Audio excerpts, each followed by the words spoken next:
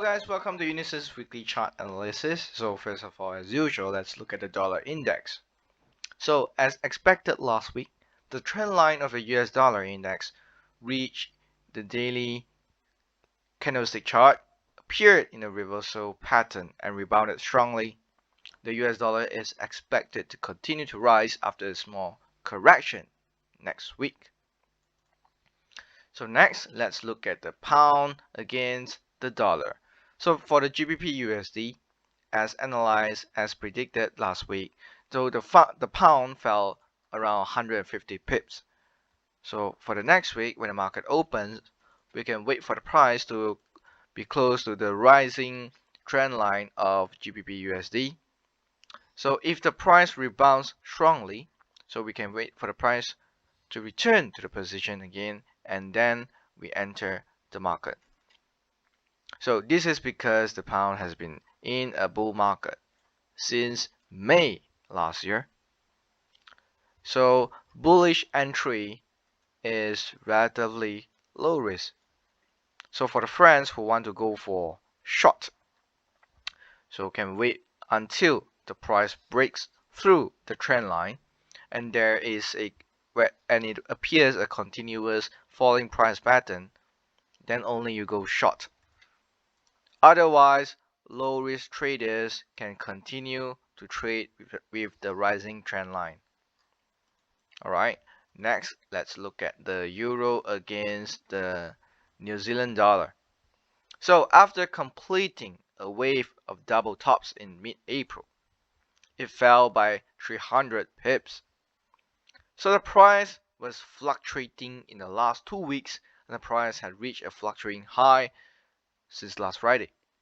So when the market opens on next week, so we can enter the market directly short. So the arbitrage is possible at 1.650.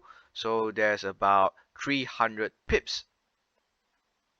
Alright, so next let's look at the euro against the pound. So after breaking through the main support in the mid-February, this support level has turned into a resistance level. Okay, so if the resistance level still cannot be broken, still cannot be break through, so we will enter the market by going short next week.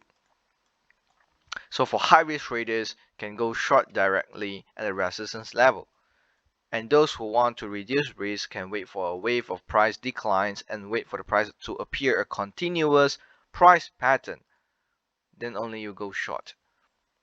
Okay, so TP we can TP at around 0.8480. So there's a distance from the resistance level. There's still a 220 pips. Okay, so lastly, let's look at the NZD against the Canadian dollar. So the NZD CAD was strong last week. The Canadian dollar was strong last week. So as for the new NZD CAD, so we can wait for the price to reach around 0.875.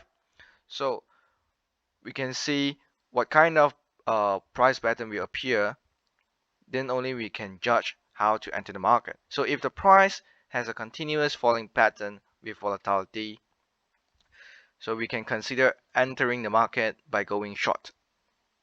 So if the price rebounds strongly, so we have to continue to observe the price trend before making another judgment. So for friends who want high risk trading, so can directly enter the market at the small support level of 0.875, but you must place your stop loss point out. So because it has been in a bear market since February. Alright, so that's all for today. Thanks for watching.